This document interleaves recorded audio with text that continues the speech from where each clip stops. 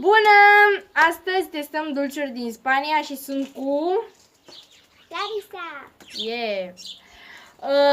Am așa o cusoie de-asta, bine, nu e foarte mare, dar găsiți de toate. Avem și biscuiți, de la biscuiți la ciocolată, la bomboane. Avem și... ce mai avem pe aici? Niște chestii de-astea care nu știu ce sunt. Și... veți vedea imediat. Cu ce vrei să începem? Asta. Hai să începem cu asta. Ok. Avem aici o ciocolată care e de la frigider și arată într-un hal, dar nu vreau să cheamă. Se cheamă Bella Rom Crocante Fresa Morango Raw. Este cu... deci e ciocolată albă cu căpșuni. Da? Ia uite așa. Și ce zice aici? Ciocolate blanco con anu, nu știu ce. Hai să încercăm. Ia uitați cum e ambalat, în ce fel! Ia uitați aici. Minunăție de haur. Oh, ce bine arată, da. Deci, vreau să vă menționez că au ajuns topite, vă dați seama, și da, ia uitați cum să vă arăt eu așa ceva, înțelegeți voi și Așa că zulinia. Ia.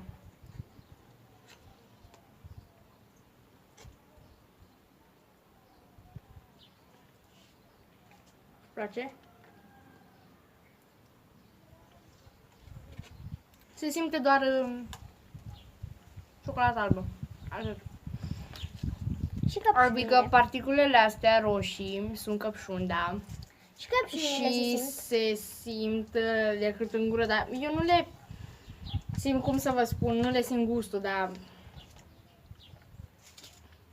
Și acum simt gust de lapte și... E foarte mie nu-mi place. Ce nu te dai? 10. Lui dau un 6. Am mai avut și de-asta, da, cu alune și a fost de 1000 de ori mai bună, cred că aia avea nota 9 sau 8, dar asta nu mi-a plăcut.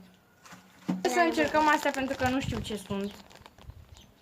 Eu am impresia că sunt niște caramele și arată ca niște pacadele înghețată în ce poftim. Dar are fiecare câte una. Da, avem amândouă. De la Peppa Pig. Da. Astea sunt din ciocolată. Da, ciocolată. Pentru că pasta grăsana asta o arată aici și mănâncă... Grăsană. Eu iau pasta cu roz. Eu n-am. Ia uite ce bine arată. Arată Nu mai destul de vede și bine. albastră. Arată destul de bine, sincer. Peppa Pig. Adică purcelușa Peppa. Ia să vedem. Mai roz. Stai că nu știu de unde. Ia uitați în ce fel arată. Prima oară am avut impresia că e caramel. Și prima Arată oară... drăguț. Da, arată super tare, da. Zici că e Kinder. Cam fel de Kinder. Se simte așa niște particule înăuntru. Mamă, dar arată super drăguț, da?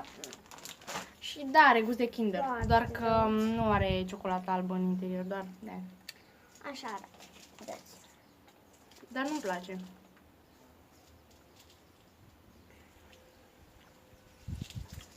Zici, nu-mi place. Nu prea îmi place. Ce notă îi dai? Îi dau un 6. 5. Nu e așa mai mult de 5. Nu-mi place. Ciocolată tot și... Ia. Nu-mi place. Următorul este, de fapt, următoarele sunt niște... Bomboane. Subus. Mă scuzați pentru foșne. Bă, sincer, eu am mai văzut de-astea, adică, de fapt am mai mâncat, am mai gustat, am așa, dar nu de la noi din România. tot din Spania le primisem și Lent. sunt foarte bune. Deci chiar îmi place pungoiul ăsta atât de mare. Ok, le-am desfăcut. Ia uitați, lămâie, cireșe, Sunt de mai multe feluri. căpșuni Arăt, da. și portocale. Cam atât? Atât? Da, atât. Ce vrei? Voi. Eu vreau cireșe. Chiar vreau să vă continui. Da, și sunt și astea un pic topite, da, cam așa arată. Nu Sunt prea. niște caramele. Cum sunt tari.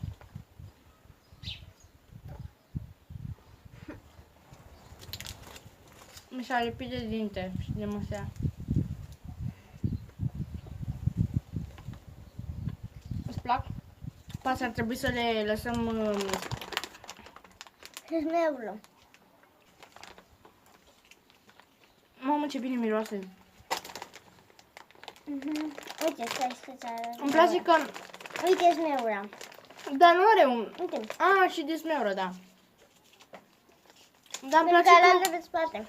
Îmi place că nu are gustul ăla ieftin de bomboană. Sunt bune. Îi dau un 8,50. Eu aș mânca de astea de topite, că... Deci nu merită să spargi dinții. Cred că îi dau 9. 9. Să încercăm și chestii de astea. Bă, frate, ce tare sunt. Bă, dar chiar sunt tari.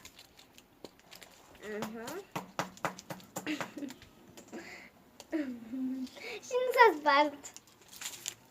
Se numesc caramel and biscuits. Da. Caramel and biscuit wrap.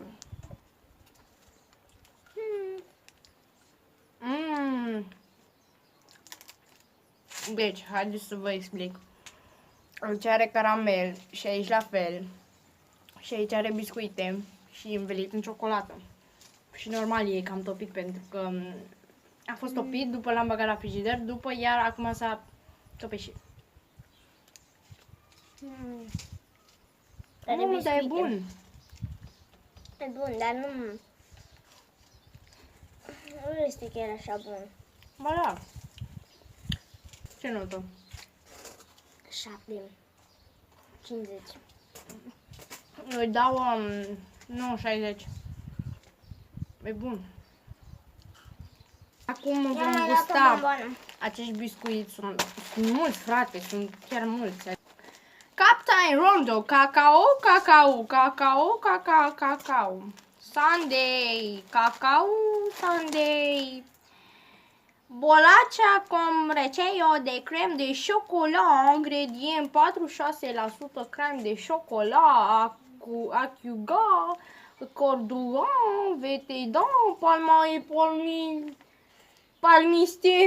palmister. O înțelegi?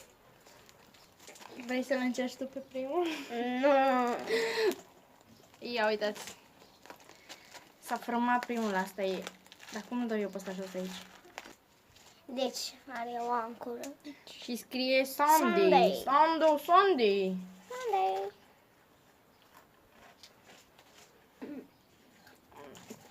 Biscuitele e...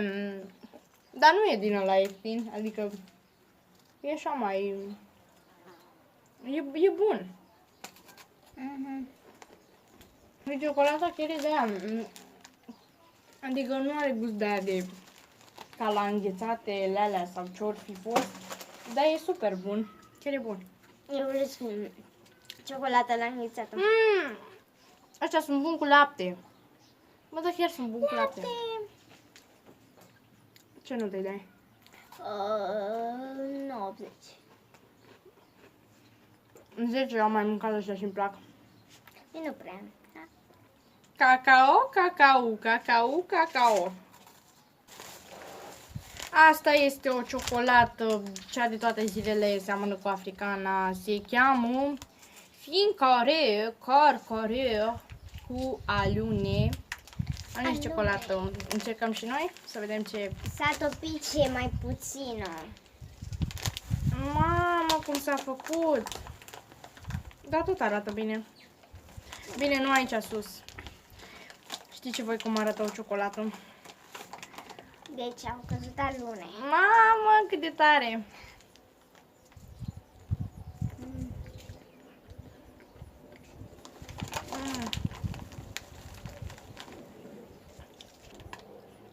Da, am mâncat. Ce nu te dai?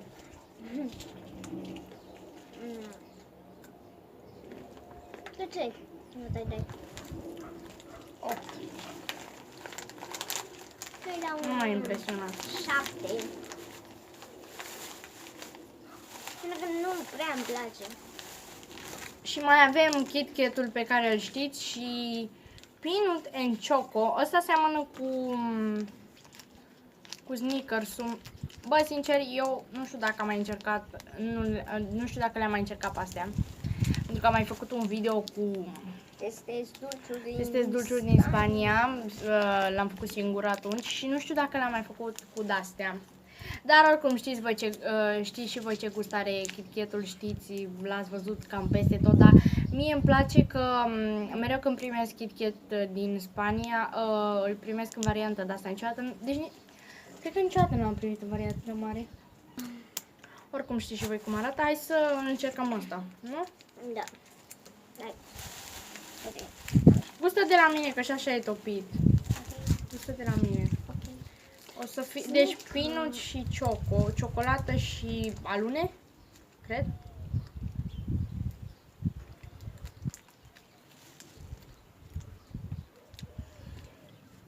Mamă, deci se simte gustul de caramel mult.